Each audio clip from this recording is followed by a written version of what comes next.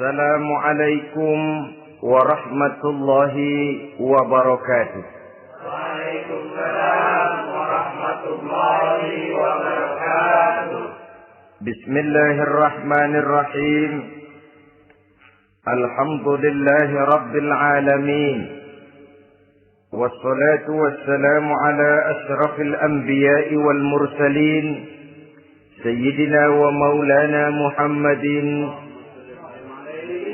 wa ala alihi wa ashabihil mujahidin at-tahirin, amma ba'du. Saudara-saudara kaum muslimin seiman dan sekeyakinan yang berbahagia. Pada suatu hari seketika sedang berkumpul dengan para sahabat, Rasulullah pernah memberikan peringatan. Beliau bersabda, yushiku an tada'a alaikumul umamu kama tada'al akanatu ala qas'atiha. Pada suatu saat nanti akan datang di tengah-tengah kamu, wahai umat Islam, di mana orang-orang lain di sekeliling kamu akan bersatu mengerubungi kamu seperti bersatunya orang-orang mengerubungi makanan di atas meja hidangan. Akan datang satu saat nanti di mana kondisimu dikepung sedemikian rupa, yang barat mau menerkam, yang timur mau menghantam, yang selatan mau menginjak-injak, yang utara pun akan menjelajah. Kondisimu seperti makanan di atas meja hidangan. Sebagian sahabat merasa heran dan terkejut, lalu mereka bertanya, amin qillati nahnu yawma idzin ya Rasulullah? Apakah jumlah kami pada waktu itu sedikit ya Rasul? Kami sampai dikepung sedemikian rupa? Beliau menjawab, bal antum yawma idzin katsir. Sama sekali tidak. Kamu tidak sedikit pada saat itu. Bahkan jumlahmu sangat banyak. Kamu adalah mayoritas. Walakinnakum ghusa'un ka ghusa'is sail. Tetapi keadaanmu saat itu persis seperti buih di lautan. Banyak tetapi centang perenang. Banyak tetapi tidak punya daya dan kekuatan. Banyak tapi dipermainkan gelombang lautan, dihempaskan ke tepian pantai tanpa punya makna dan arti. Kondisimu pada saat itu kuantitas yang tanpa kualitas. Sehingga orang lain enak saja mengepung kamu. Akidahmu didangkalkan, dibanjiri dengan peradaban dan kebudayaan yang menjauhkan dari agama. Dari segi maksiat dan munkarat seluruhnya mengepung sampai kita melepaskan nilai-nilai Islam kita ini. Dan celakanya, sambung beliau, wal yanzi'anna fi qulubi aduwikumul mahabata minkum. Akan dicabut kehebatanmu di mata musuh-musuhmu. Sehingga pada saat seperti itu, orang lain memandangmu umat Islam enteng saja, remeh saja, tidak ada apa-apanya. Sudahlah, pokoknya umat Islam sikat saja. Umat Islam enteng, umat Islam kecil, umat Islam tidak ada apa-apanya. Alangkah ironinya, alangkah menyedihkannya, memilukan dan sekaligus memalukan. Umat yang mayoritas ini dipermainkan oleh yang minoritas. Umat yang jumlahnya terbesar, terbanyak, bahkan konon menurut catatan sampai 90%, tapi dipermainkan oleh mereka kelompok-kelompok kecil ini. Wal yakzifanna fi qulubikumul wahn. Pada saat itu di hatimu dicampakkanlah penyakit wahan. Sahabat kemudian bertanya, wa mal wahnu ya Rasulullah? Apakah penyakit wahan itu ya Rasul? Beliau menjawab, hubbud dunya wa karahiyatul maut. Penyakit wahan itu tidak lain hubbud dunya wa karahiyatul maut. Terlalu cinta kepada dunia dan terlalu takut kepada mati. materialistis, dan takut resiko. Dua penyakit inilah yang menyebabkan walaupun umat ini mayoritas, tapi dipermainkan oleh yang minoritas. Walaupun dia golongan terbesar, tapi nasibnya seperti makanan di atas meja makan. Dari segala macam penjuru mau menghantam dia. Saudara-saudara kaum muslimin yang berbahagia, ini merupakan analisa sosial bahwa pada suatu saat nanti akan terjadi di tengah-tengah umat di mana kita dihantam dan diserbu dari segala macam penjuru. Akidah didangkalkan, peradaban dan kebudayaan dirusak, makanan dan minuman diracuni, pakaian ditelanjangi dan lain sebagainya, sampai kita melepaskan nilai Islam yang kita cintai ini. Kondisi sosial ini satu saat akan datang kepada kita. Demikian analisa dan peringatan dari Rasulullah sallallahu alaihi wasallam.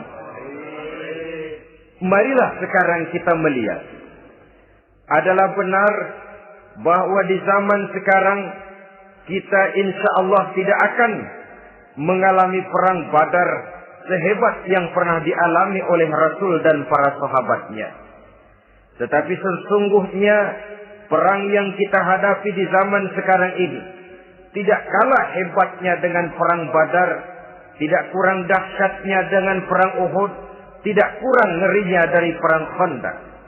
Hanya saja yang kita hadapi sekarang ini bukan ujung pedang, bukan ujung tombak, bukan ujung panah. Yang kita hadapi sekarang ini adalah perang akidah, perang ideologi, perang mempertahankan keyakinan. Yang kalau kita kalah sekarang, kita memang masih beragama. Tetapi anak kita, cucu kita, generasi yang akan hidup 5, 10, 20, 30 tahun yang akan datang, wallahu a'lam bishawab. Islam, saudara-saudaraku, tidak mungkin hilang dari dunia. Tetapi tidak mustahil Islam gulung tikar dari desa kita. Tidak mustahil Islam gulung tikar dari kampung dan kota kita, jikalau kita tidak menjaganya, jikalau kita tidak memeliharanya, bahkan jikalau kita tidak mewariskannya kepada anak-anak kita, generasi yang akan datang.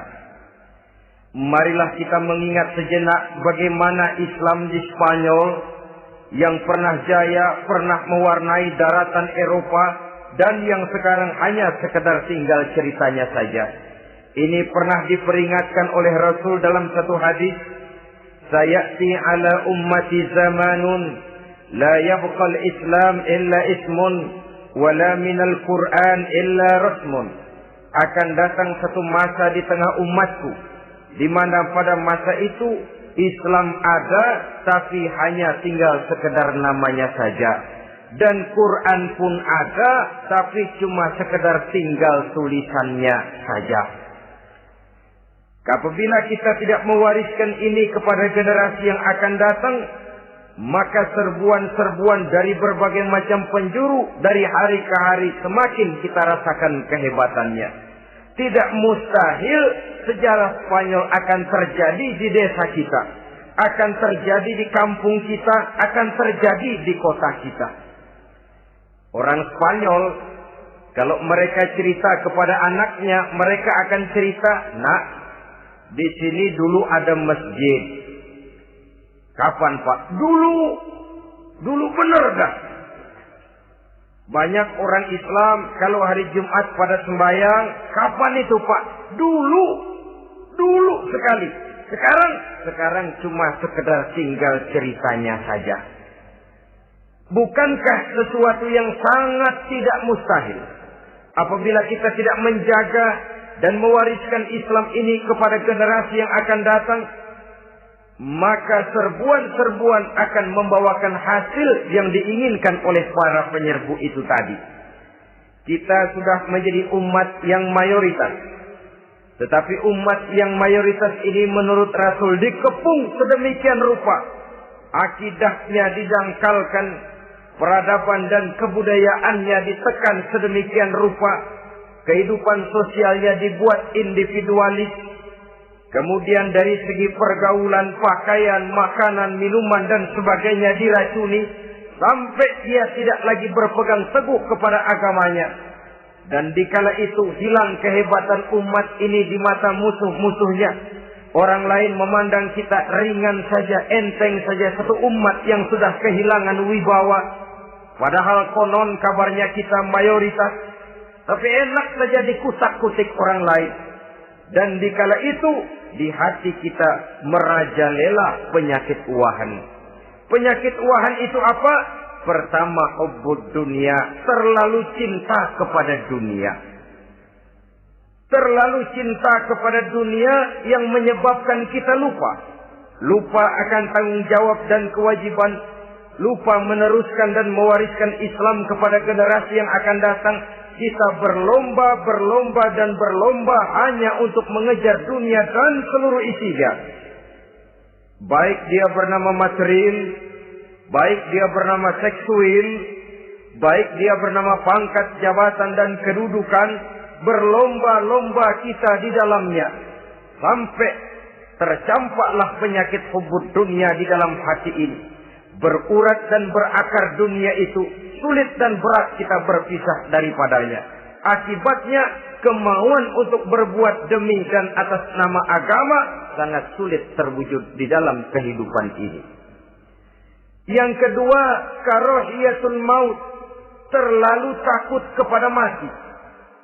Baik mati ajal, mati dalam artian yang sebenarnya, baik mati usahanya, baik mati karirnya, baik mati pangkat dan jabatannya. Sehingga dengan demikian akibatnya jatuhlah kita menjadi umat yang kehilangan wibawa di mata orang lain. Saudara-saudara kaum muslimin rahimakumullah. Saya katakan tadi, perang yang kita hadapi di zaman sekarang adalah perang akidah. Perang menghadapi peradaban dan kebudayaan yang menghancurkan moral daripada anak-anak kita. Perang menghadapi banjirnya maksiat dan munkarat.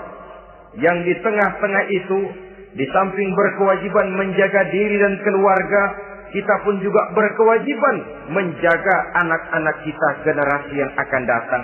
Mengarahkan dan mendidik mereka sesuai dengan yang dikehendaki oleh Allah Subhanahu wa ta'ala. Oleh sebab itu, pada pertemuan kali ini yang akan saya bicarakan ialah bagaimana idealnya seorang muslim lebih dahulu memberikan pendidikan kepada anak-anaknya. Di tengah satu situasi dan kondisi di mana serbuan datang silih berganti melanda dan menghantam umat Islam, kemana anak-anak kita ini harus kita arahkan? Karena kita orang tua mempunyai tanggung jawab. Anak adalah amanah. Menyia-nyiakan amanah adalah dosa. Dan dosa itu merupakan satu dosa yang besar. Bahkan orang tua bisa saja masuk neraka kalau tidak bertanggung jawab tentang anak-anaknya. Satu riwayat menjelaskan ada orang soleh. Ngajinya cukup. Sholatnya cukup. Puasanya cukup. Zakatnya cukup. Di mana ada majelis taklim hadir.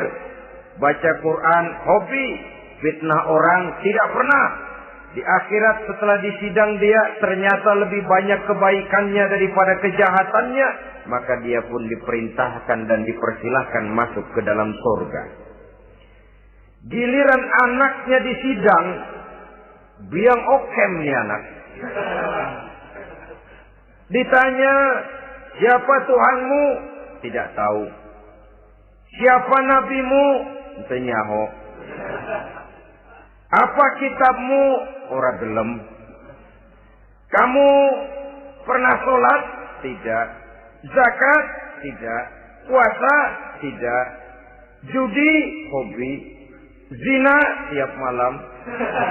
Mabuk? Berat. Wah, brengsek kamu. Kebaikan tidak ada barang sedikit pun, sementara kesalahan dan dosa berlipat ganda. Kamu neraka. Anak ini protes. Benar, saya tidak kenal siapa Tuhan saya. Saya tidak tahu siapa nabi saya. Saya tidak tahu kitab suci dan kiblat saya. Saya tidak sholat, tidak zakat, tidak puasa. Tiap malam saya judi, saya zina, saya mabuk.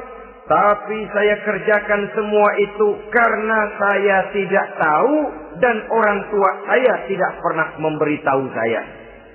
Dia enak-enakan hadir di majelis taklim, saya nyekek botol, didiemin saja. Dia enak-enakan baca Quran, saya zina, didiamkan saja. Saya bukan tidak mau, orang tua saya sama sekali tidak pernah mendidik saya.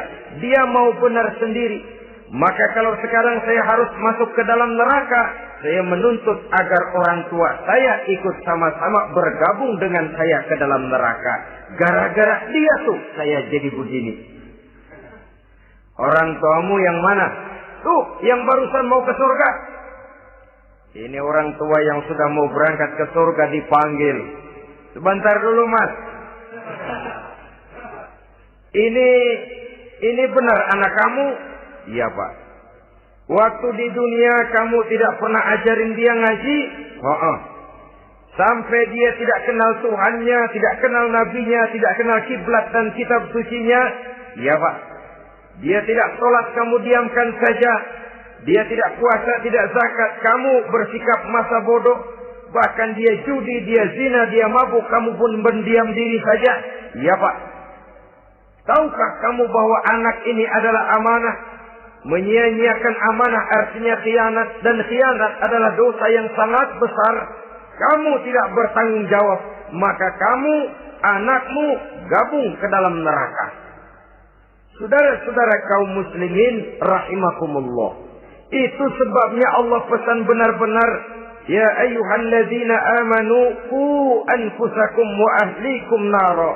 Hai orang-orang yang beriman, jaga dirimu dan keluargamu. Istri, anak, orang-orang yang menjadi tanggung jawab dan kewajiban kita, jaga dan pelihara mereka dari api neraka.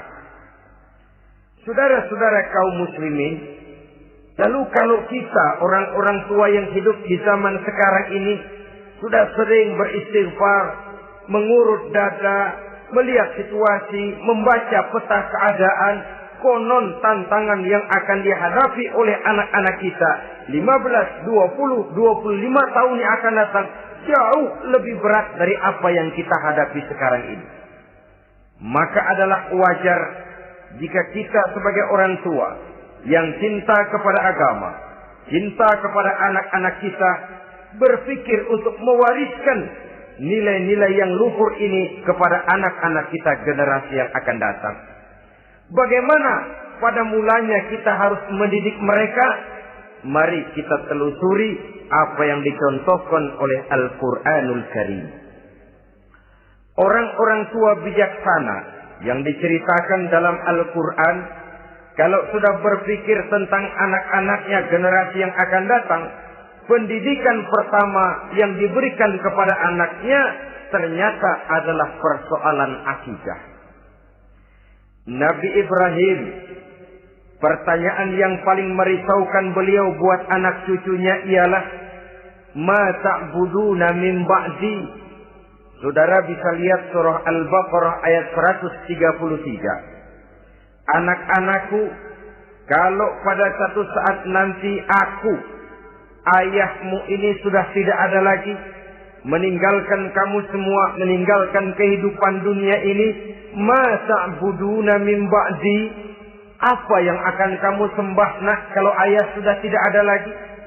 Jikalau ayahmu sekarang masih rajin ke masjid, melakukan rukuk dan sujud, i'tikaf dan membaca Quran, kalau satu saat ayahmu meninggalkan dunia ini, masihkah engkau mau ke dalam masjid? Masihkah engkau rukuk dan sujud? Masihkah engkau i'tikaf? Ma ta'buduna min ba'di, apa yang akan kamu sembah kalau aku ayahmu tidak ada lagi nak? Ditanamkan bukan hanya keyakinan bertauhid, sekaligus juga menyembah kepada Allah yang kita yakinkan dengan tauhid itu tadi. Bukankah berbeda dengan kita kebanyakan orang tua sekarang? Kita tidak pernah berpikir ma ta'buduna min ba'di. Kalau bapak tidak ada, kamu nyembah apa nak? Kita orang tua sekarang pagi-pagi malah berpikir ma ta'kuluna min ba'di.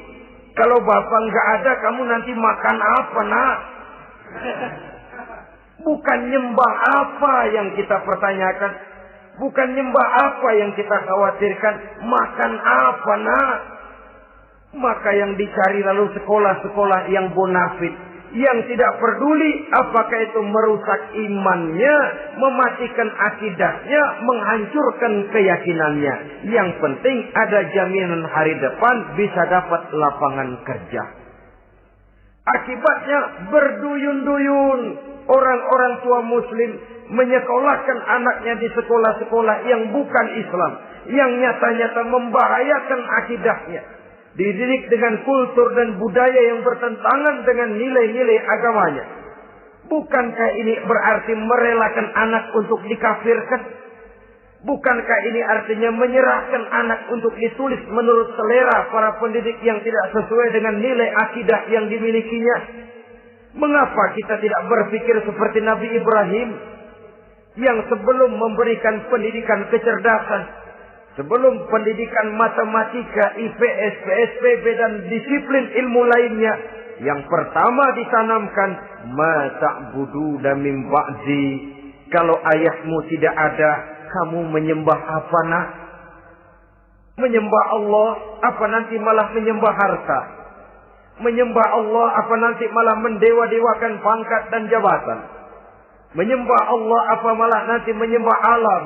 Itu yang dikhawatirkan Nabi Ibrahim kepada generasi yang akan datang.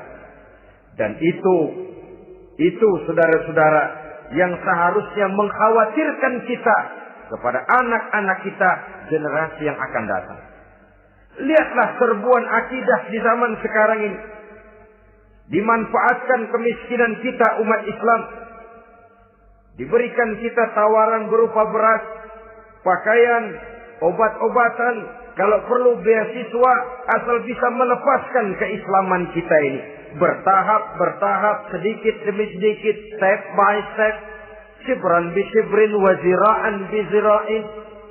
Dan harus saya ingatkan, orang di zaman sekarang tidak mungkin menghantam Islam secara frontal. Tidak mungkin menghantam Islam terang-terangan, apalagi mengerahkan satuan militer. Tidak. Orang berhitung bagaimanapun kondisi dan kualitasnya umat Islam, mereka masih punya satu modal penting, fanatisme agama. Kalau ini disulut, api jihad segera berkobar dan hanya maut yang bisa menghentikan orang yang dibakar dengan semangat jihad. Orang tahu itu. Betapa Uni Soviet kedodoran menghadapi mujahidin Afghanistan yang disulut oleh semangat jihad yang berkobar dengan persenjataan yang primitif ketimbang persenjataan Uni Soviet. Entos mereka pantang surut mundur ke belakang. Jadi jangan mimpi bahwa orang mau menghantam Islam ini dengan melarang pengajian, meruntuhkan masjid, menyegel pondok pesantren. Tidak. Melarang orang sholat. Tidak. Kalau perlu masjid diperbanyak, musola diperbesar. Tapi bikin itu masjid seperti museum. Besar, megah, mercusuar. Tapi bikin seperti museum. Tempat orang kagum, tempat orang memuji, tapi sunyi dari nilai-nilai ibadah. Saudara-saudara kaum muslimin, untuk sampai kepada penghantaman akidah, jalan yang paling mudah dirintis sekarang ini secara bertahap dan sistematis memisahkan umat Islam dari Islamnya. Biarkan mereka bernama Muslim. Biarkan di atas kartu penduduknya tertulis agama Islam. Tapi tanamkan budaya-budaya yang menyebabkan cara bergaul mereka, cara berumah tangga mereka, cara bertetangga mereka, sampai kepada cara mereka berpakaian, cara mereka bergaul, cara mereka makan dan minum, cara mereka mendidik dan menyekolahkan anak sama sekali tidak lagi mencerminkan nilai-nilai yang islami. Itu sudah satu usaha yang paling praktis, memisahkan umat Islam dengan Islamnya.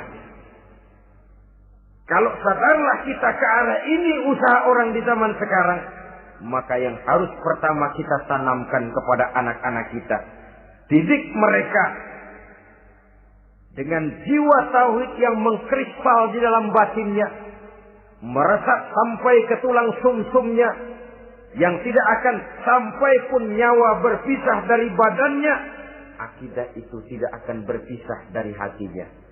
Bahkan dia sanggup dengan tegar berkata, lebih baik saya melarat karena mempertahankan iman daripada hidup mewah dengan menjual akidah.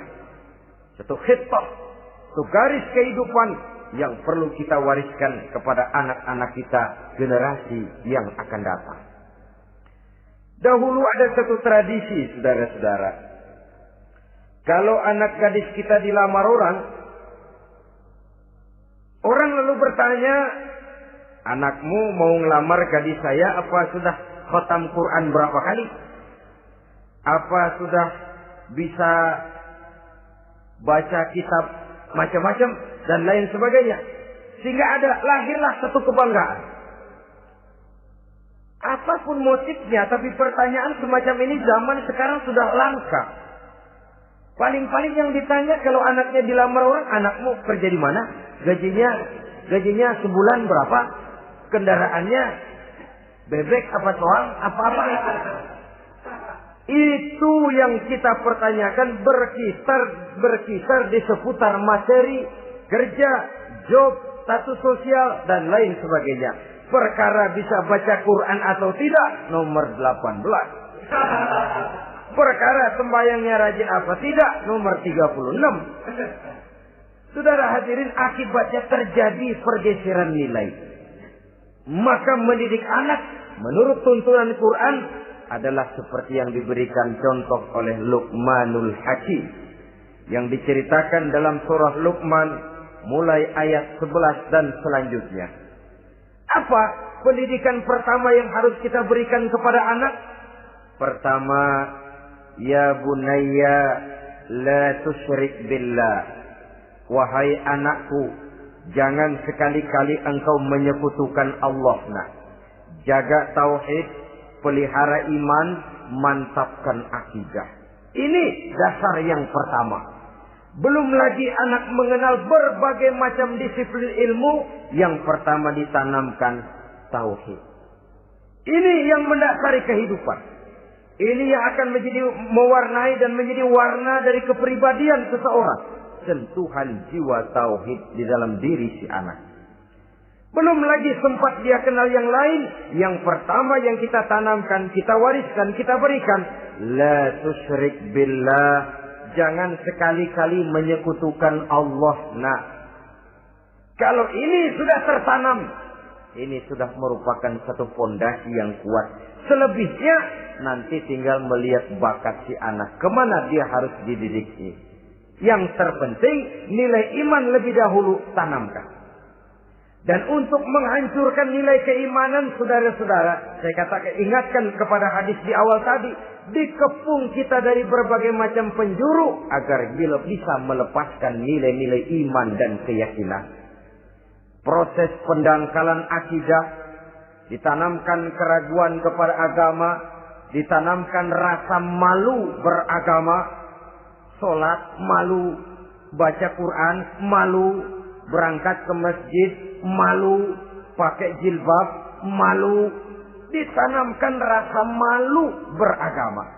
Sehingga bertahap sedikit demi sedikit kita mulai berpisah dengan kehidupan beragama. Ditanamkan hal yang sedemikian rupa dari berbagai macam penjuru. Dihantam akidah. Akidah kuat. Dihantam dari segi peradaban dan kebudayaan. Diperbanyaklah peradaban dan kebudayaan yang bukan mendekatkan kita dengan agama, malah mendekatkan kita dengan neraka. Menjauhkan kita dari agama, menjauhkan kita dari nilai-nilai luhur yang diwariskan oleh orang-orang tua kita terdahulu. Adalah kewajiban kita yang pertama, mendidik anak, menanamkan roh, jiwa, dan semangat tauhid di dalam diri mereka. Saudara-saudara kaum muslimin rahimakumullah. Kenapa kita lebih dahulukan menanamkan jiwa, roh, dan semangat tauhid ini kepada anak-anak kita? Pertama, kita tidak hanya ingin sekedar mempunyai anak yang pintar, tetapi lebih daripada itu kita pun ingin mempunyai anak yang benar. Segala macam disiplin ilmu, segala macam bentuk penalaran ilmiah dan pengisian intelektualitas manusia mungkin di satu sisi akan membuat dia pintar, tapi di sisi lain belum tentu akan membuat dia benar. Nabi pernah memberikan peringatan, "Man izdada ilman wa lam yazdad huda, lam yazdad minallahi illa bu'da." Orang yang hanya bertambah ilmu pengetahuannya, tapi tidak bertambah hidayah dari Allah, tidak makin mantap keimanannya, maka seluruh nilai-nilai ilmunya hanya akan menjauhkan dia dari Allah Subhanahu wa ta'ala. Dan adalah lebih merupakan azab daripada nikmat kalau kita diberikan ilmu pengetahuan yang hanya akan menyebabkan kita semakin jauh dari Allah Subhanahu wa ta'ala. Yang kedua, sesungguhnya roh, jiwa, dan semangat tauhid yang melekat dalam diri anak pada puncaknya akan melahirkan satu disiplin murni yang tumbuh dari dalam dirinya sendiri, di mana si anak dalam kehidupannya merasakan, dimanapun dia berada, kemanapun dia pergi, ia selalu merasakan kehadiran Allah dekat dalam hidupnya. Ia sadar sesadar-sadarnya bahwa tidak ada satu perbuatan yang bagaimanapun kecilnya yang bisa disembunyikan dari kekuasaan Allah Subhanahu wa ta'ala. Yang ketiga, dengan penanaman roh, jiwa, dan semangat iman ini, maka diharapkan anak-anak nanti pada pertumbuhannya sanggup mengendalikan hawa nafsunya. Dengan kata lain, bahwa penanaman jiwa tauhid, penanaman roh dan semangat keimanan ini merupakan kondisi dasar yang harus dilakukan sebelum yang lain-lainnya. Kemudian pendidikan kedua yang diberikan oleh Al-Quran melalui contoh dan model dengan Luqmanul Hakim ini, setelah menanamkan tauhid, ditanamkanlah kepada si anak ini rasa hormat kepada orang tuanya. Wa wasainal insana biwalidayhi, dan kami wasiatkan kepada manusia untuk berbakti kepada ibu bapaknya.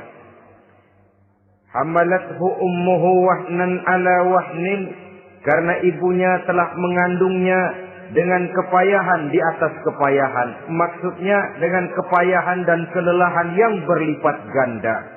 Sehingga ketika Rasul ditanyakan orang, "Ya Rasul, siapa yang paling harus saya taati di dunia ini?"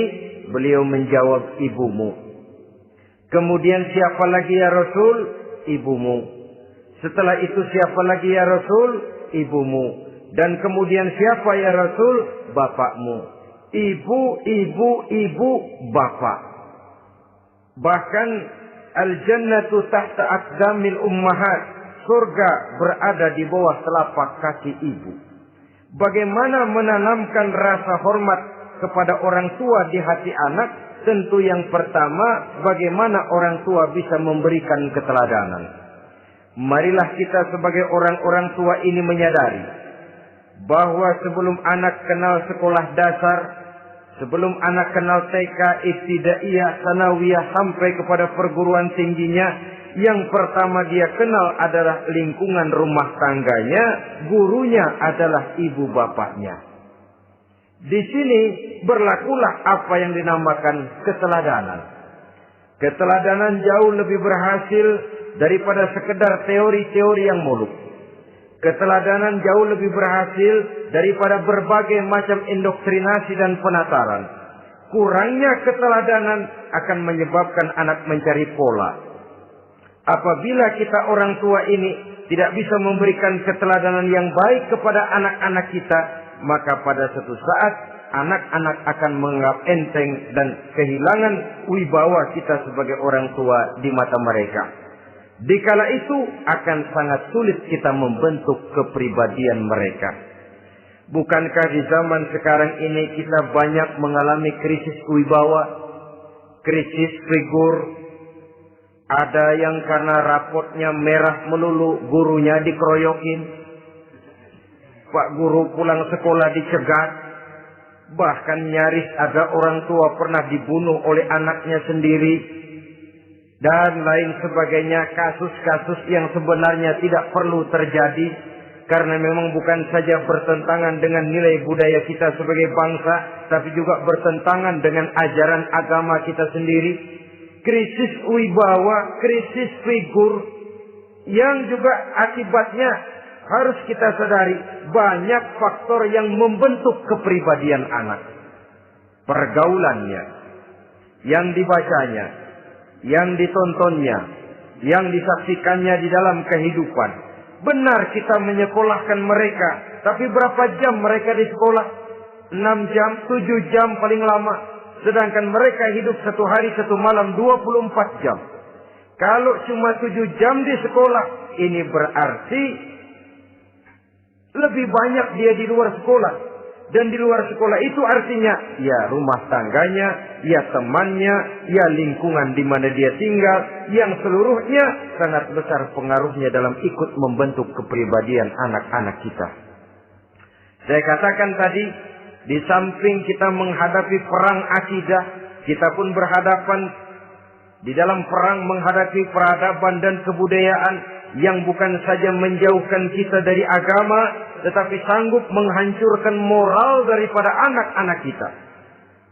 Secara pribadi, saudara-saudara, saya iri, saya kagum misalnya dengan kemajuan yang diperoleh oleh negara tetangga kita, Jepang misalnya. Padahal tahun 45 ia pun hancur lebur oleh meledaknya atom di Hiroshima dan Nagasaki. Tapi bagai satu tenaga raksasa kemudian Jepang bangkit. Menjadi satu negara superpower di Asia. Bahkan gurunya saja Amerika sekarang ini kewalahan menghadapi perang dagang dengan Jepang ini. Dan yang menarik, Jepang bisa maju dan modern dengan tetap menjadi Jepang. Tanpa harus kehilangan identitasnya sebagai satu bangsa. Tanpa harus kehilangan kepribadiannya sebagai satu bangsa. Sebagai negara yang sedang berkembang, kita sering latah. Kita ingin meniru Barat, tapi bukan teknologinya, westernisasinya yang kita tiru. Bukan isinya, kulitnya yang kita ambil. Akibatnya apa? Modernnya belum, orangnya sudah Barat. Bergaulnya sudah cara Barat, berumah tangganya sudah cara Barat, berpakaiannya sudah cara Barat, mendidik anaknya sudah cara Barat. Di mana ketemu orang tua cukup hello daddy.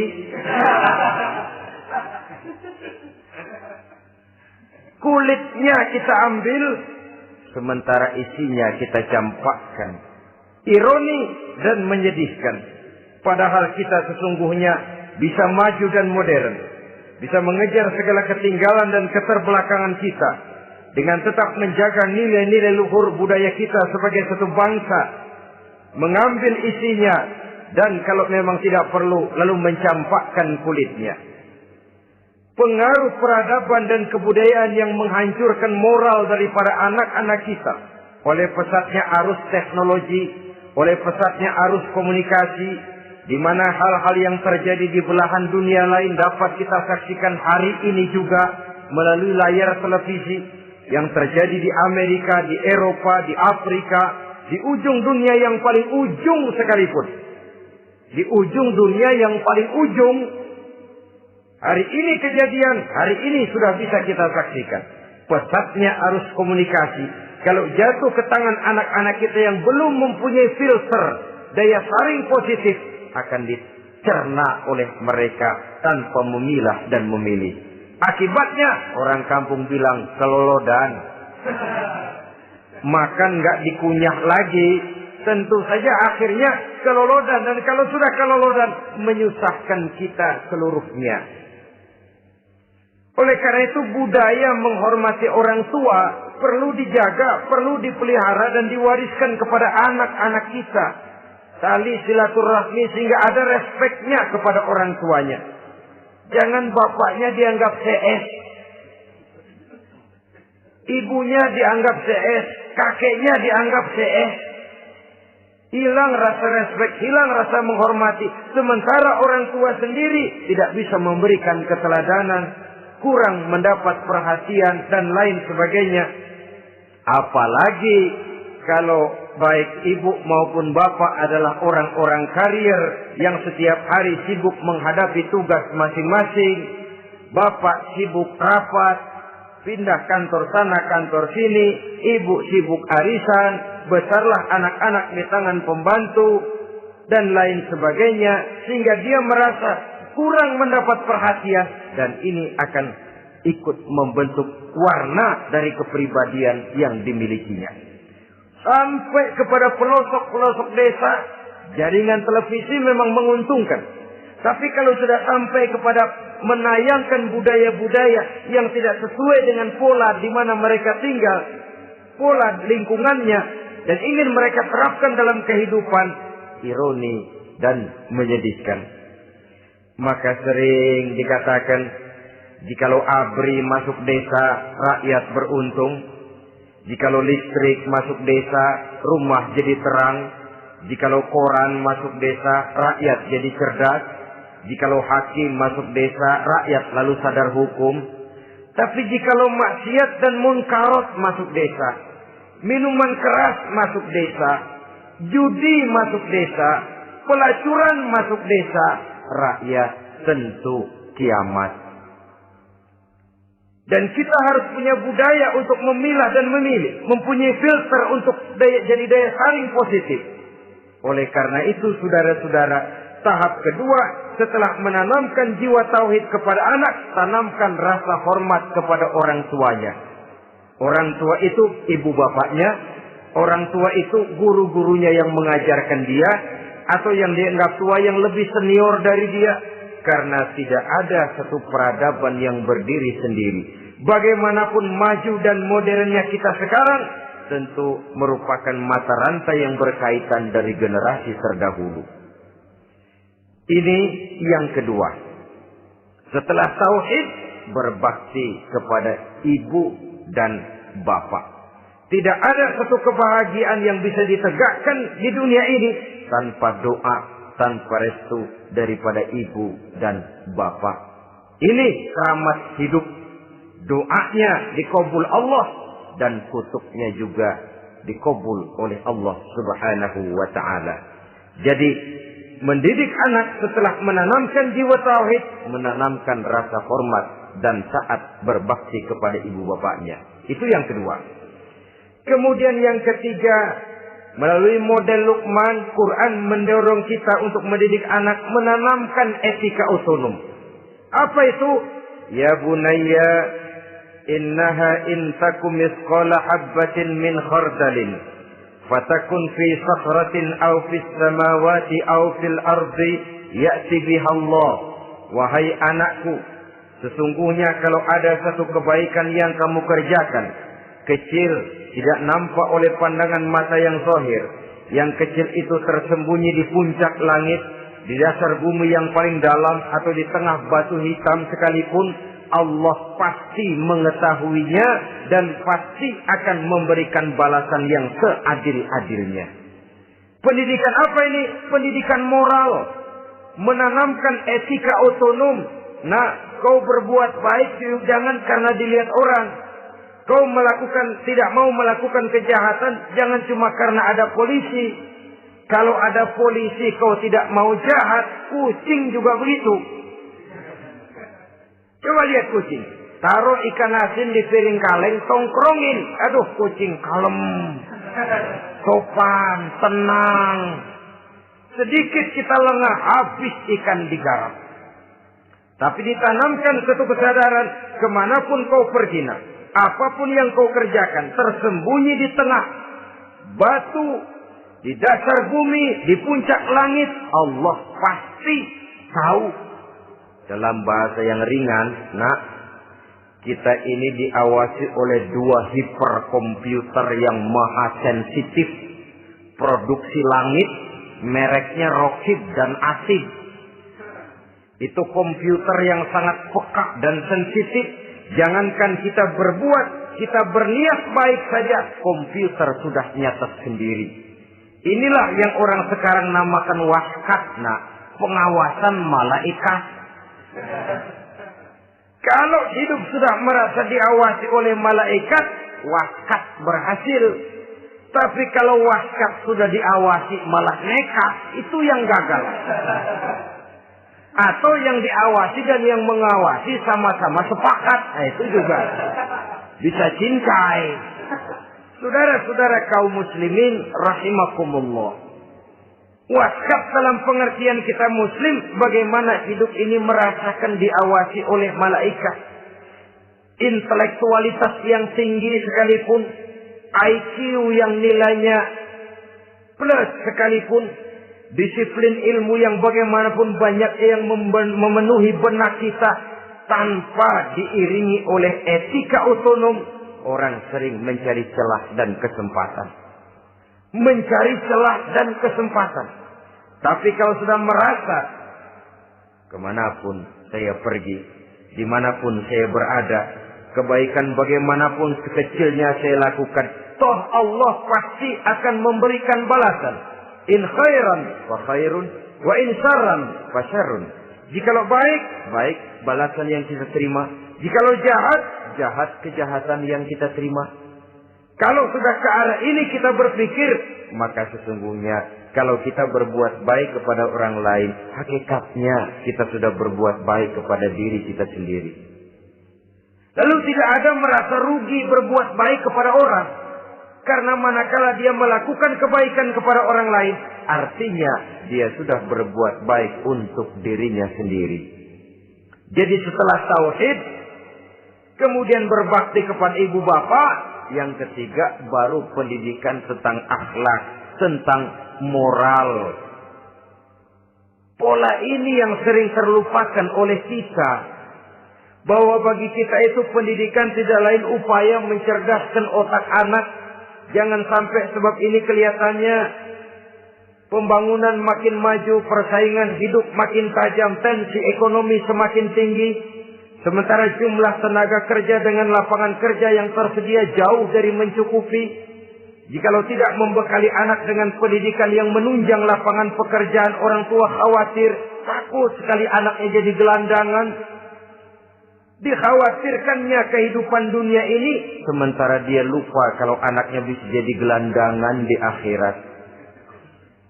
Padahal selama-lamanya gelandangan di dunia paling seumur manusia itu 60 tahun, 70 tahun lah umur orang sekarang. 70 itu sudah luar biasa itu. Tapi kalau harus menggelandang di akhirat, menjadi gelandangan di akhirat, alangkah menyedihkannya. Apakah akan kita korbankan satu kehidupan yang langgeng, abadi, cuma karena tertipu oleh fata morgana dan kamuflase? Kita korbankan yang sedikit, kita korbankan yang besar karena kita memilih yang sedikit. Dalam bahasa Al-Quran memang pernah diceritakan hidup ini hakikatnya perlombaan, saudara-saudara. Perlombaan. Dan di dalam perlombaan itu ada yang menang, ada yang kalah. Al-Quran lalu memberikan peringatan. Alhaakumut takatsur. Kamu telah lalai karena berlomba-lomba memperbanyak harta, mempertinggi pangkat dan kedudukan. Hatta zurtumul maqabir. Sampai kamu akan masuk ke liang kubur baru sadar. Apalagi kalau nafas sudah sampai di tenggorokan. Persis Fir'aun. Sudah tenggelam di lautan merah. Mau mampus. Baru dalam sekaratnya amantu birabbi Musa wa Harun. Kalau begini caranya, saya juga percaya kepada Tuhan Musa dan Harun. Percaya kepada Allah. Sudah mau mati. Baru amantu birabbi Musa. Kami percaya kepada Tuhan Nabi Musa, kata Fir'aun. Malaikat maut kesal benar, dilelepin terus di laut. Mampus tuh sekalian. Hidup ini memang kita berlomba. Berlomba dengan waktu. Berlomba dengan umur. Berlomba dengan tenaga. Berlomba dengan tetangga. Yang jangankan kita sampai mundur. Berhenti saja sejenak. Kita akan ditinggalkan oleh yang lain. Tiada kata mundur. Bahkan tiada kata berhenti. Sekali kita melangkah, melangkahlah terus. Tapi berlombalah seperti yang dikehendaki Quran. Fastabiqul khairat. Berlomba-lombalah di dalam kebajikan. Jangan berlomba-lomba di dalam kemaksiatan, kemunkaran, kejahatan.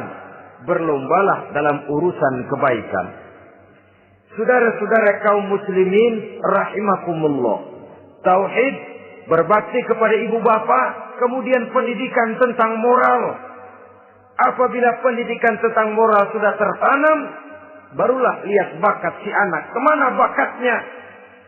Anak saya kelihatannya dari kecil demennya main bedil-bedilan saja. Abri kali itu. Kirim ke Magelang, masukkan akabri. Tapi dengan syarat 3 itu tadi. Iman sudah tertanam, rasa bakti kepada ibu bapak sudah ada dan punya nilai moral.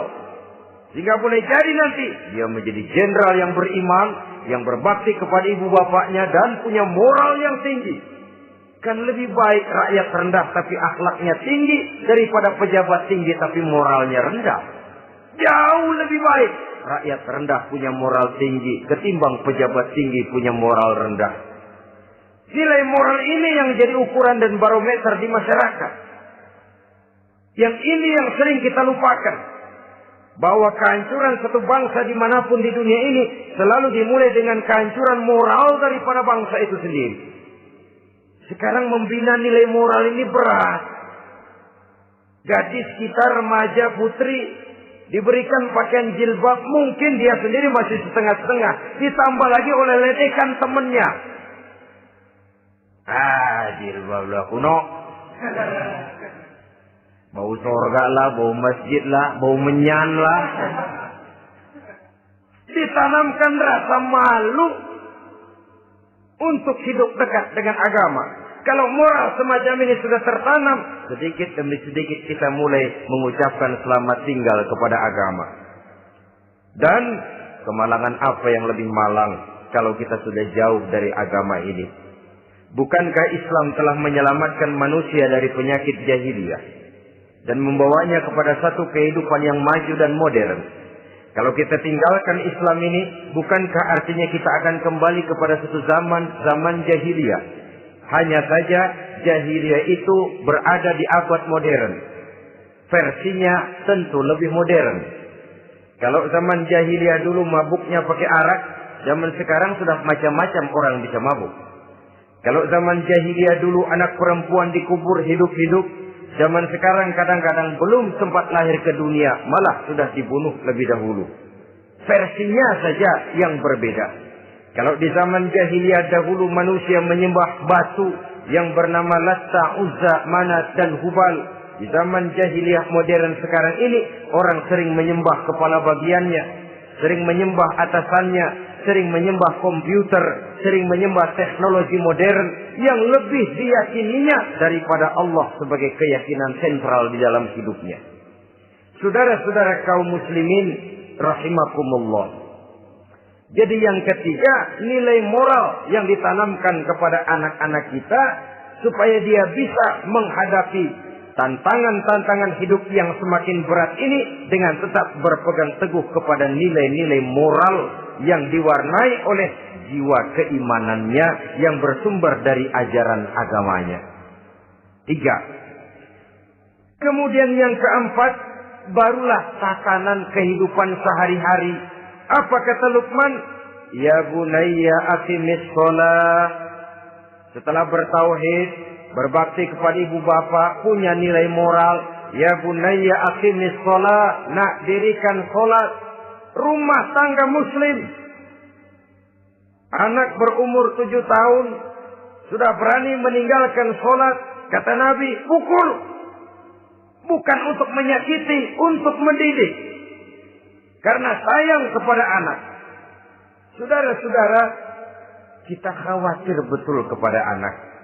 Kalau dia pulang dari sekolah, buru-buru kita sebagai orang tua bertanya, sudah makan nak? Sudah istirahat nak? Tapi jarang kita sebagai orang tua melontarkan, sudah sholat nak? Bahkan kita bisa memberikan sugesti kepada anak.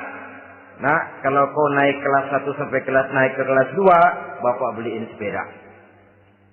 Tamat SD nak, motor. Tamat SMP nak, ke Bali juga. Tamat SMA nak, Singapura. Saudara-saudara, tapi kalau untuk urusan sholat misalnya, kita tidak pernah memberikan sugesti kepada anak-anak kita. Nah, kalau kau hafal Fatihah lengkap dengan artinya, bapak beliin sepatu. Nah, kalau kau bisa sholat dengan baik, cukup syarat rukunnya, bapak beliin sepeda. Ada rangsangan, ada sugesti yang membuat anak lebih tergerak untuk hidup dalam suasana keagamaan. Ya bunayya aqimis shalah, nak dirikan sholat. Sebab ini sandaran vertikal yang paling langsung antara manusia dengan Tuhannya. Menyadari bahwa sepanjang yang bisa dilakukan oleh manusia hanyalah berusaha dan berusaha. Dan kepastian sepenuhnya ada di tangan Allah. Dengan sholat kepribadianmu diperteguh. Dengan sholat sandaran vertikalmu kepada Allah diperkuat. Dan pada waktunya nanti Al-Quran memberikan bimbingan. Hendaklah minta tolong kepada Allah dengan sabar. Dan tetap mendirikan sholat. Ya bunayya aqimis sholat. Setelah itu, wa'mur bil ma'rufi wanha 'anil munkar. Tegaklah membina yang ma'ruf, tegaklah mencegah yang munkar. Ini sikap hidup sudah. Salat tadi tugas hidup. Lalu sikap hidup tampil di tengah masyarakat, membina yang ma'ruf, mencegah yang munkar sesuai dengan kesanggupan masing-masing. Bukankah setiap kita kepingin punya anak yang bermanfaat? Setidaknya bagi keluarganya, syukur kalau bisa bagi lingkungannya, bagi masyarakat, bangsa dan negaranya. Dan satu di antara tanda orang yang bermanfaat, kalau dia bisa hidup menjadi penganjur yang ma'ruf dan pencegah yang munkar. Dan itu kalau tidak ada hidayah, sulit orang mau melaksanakan itu. Sebab apa?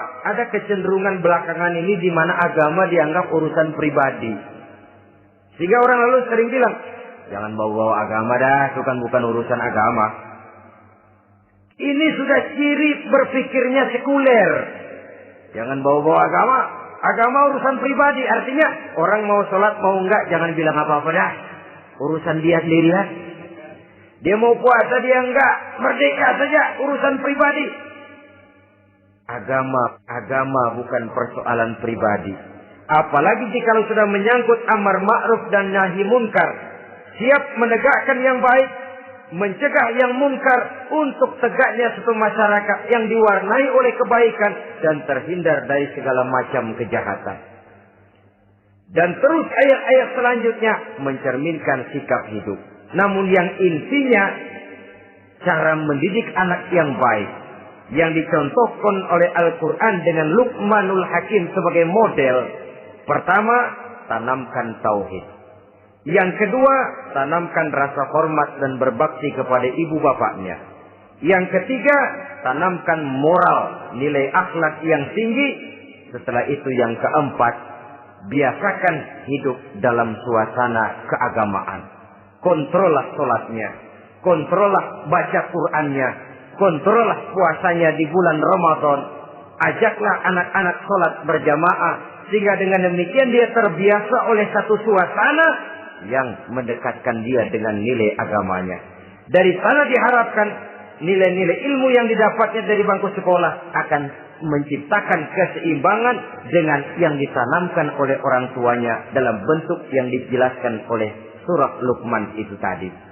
Sehingga apabila keseimbangan ini terwujud akan menjalin keseimbangan dalam pola berpikir, dan keseimbangan dalam pola berpikir akan melahirkan keseimbangan dalam perbuatannya. Terwujudlah kita harapkan insan yang fid dunya hasanah wa fil akhirati hasanah. Inilah harapan kita semua. Mudah-mudahan Allah memberikan kekuatan kepada kita untuk mewariskan nilai-nilai yang baik kepada generasi yang akan datang. Sehingga esok harus lebih baik daripada hari ini. Dan lusa harus lebih baik daripada hari esok. Terima kasih atas perhatian saudara. Mohon maaf atas segala kekurangan. Usikum wa nafsi bitaqwallah. Wassalamualaikum warahmatullahi wabarakatuh.